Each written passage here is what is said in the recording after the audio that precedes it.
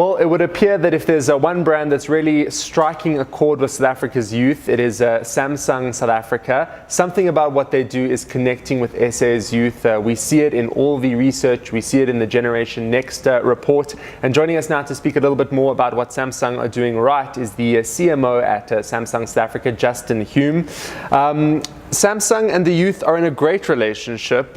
What would you attribute that relationship to? What are you doing right? Well, we're loving the appreciation right now, and hopefully we're serving those customers, the youth, in a meaningful way. I think really what we're seeing the appreciation for is the constant innovation. We're not just bringing some features to our mobile phones for the sake of it, but it's meaningful innovation. And we've been going on this journey where we've seen complacency as our enemy. We're not sitting back on our laurels and kind of going, well, hey, here's a great camera and leave it at that. How do we keep enhancing it? How do we keep moving forward and keeping it relevant? So, there's a couple of things that are important to us these days as a country, and particularly for the youth in South Africa. It's about the movies, the social media that they have access to, sound quality, and particularly photography, whether they both be selfies as well as normal photography. And we aim to touch every aspect on our devices. With such a broad array of products, which products specifically are really connecting with youth? So, I think everybody knows about products like our Galaxy S9. These are the latest flagships that come out. But the depth of product, I think, is what works particularly well. So we've got, as I mentioned, the S9, we've got our A series range or our J series range. So, whether it's a budget issue that you're looking at affordability, whether you're looking at different feature sets or just a different bouquet of requirements from the product, there's a product that's meaningful for you. And in no cases is there a compromise on quality, reliability, or even design. And we know that looking good with your phone is so important. There's been such a strong effort on the part of Samsung to really resonate locally and not just copy the international collateral that the brand has. When it comes to really adapting to a South African market, what does that entail to really tailor your approach to how South Africans live, breathe, and act?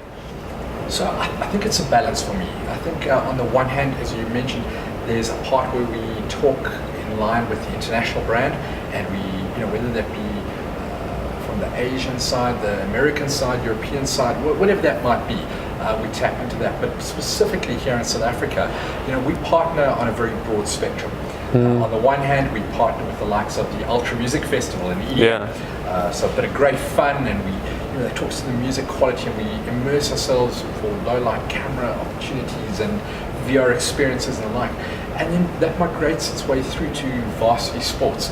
A huge partnership there where we're really passionate about how do we enable those up-and-coming stars of South African athletics, rugby, soccer, whatever it might be, to come through the varsity channels and into professional sport, and we tap into that. And then from our social responsibility perspective is looking at solar-powered schools in environments where electricity is just not existent. So how do we bring technology, connectivity to environments that historically would have none?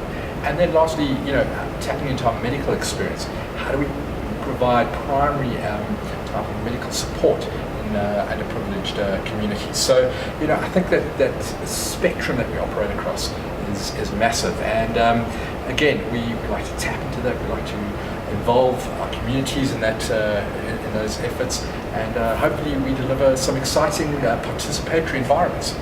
Well, you're certainly delivering something that's exciting someone. What would your advice be to brands in any sort of sphere in South Africa if they really want to connect with youth? What is it that you're following that they could maybe tap into too? I think, and maybe this sounds cliched, but first you've got to listen. So we spend a huge amount of time gaining insights, gaining knowledge about what is meaningful these days to different audiences, whether it be young or old, different life stages and the like. So that's important because that's got to then be reflected in the technology that we bring to market. Secondly, and this is something I've always said, is that we've got to cease to be trying to thrust ourselves upon our markets and our communities, but rather be involved. And what I mean by that is, particularly in the technology sphere, technology becomes meaningful when it becomes invisible to us. So I shouldn't have to work at my technology. It should be there at the point of requirement. So we think about things like artificial technology, artificial intelligence and the like. So that's more on the technology front. But in terms of brands for South Africa, I think you've got to have a bit of fun. You've got to talk back, so you've got to be engaging in two-way communication. And I think in some senses you've got to make yourself a little bit vulnerable to the audience. Share your journey, share the ups and downs, the concerns that you have, and invite that inclusiveness. Well, some free advice there from Justin Hume, CMO at Samsung. If you want to jump from 2, 3, 4, 5, and 6th place on the Generation Next annual survey. But no doubt Samsung are going to be making a considerable effort to maintain their #1 position. Justin, thanks so much for stopping by. That there is a Justin Hume, CMO at Samsung South Africa, speaking about why Samsung SA are such a hit with SA's youth. Thank you. Thank you.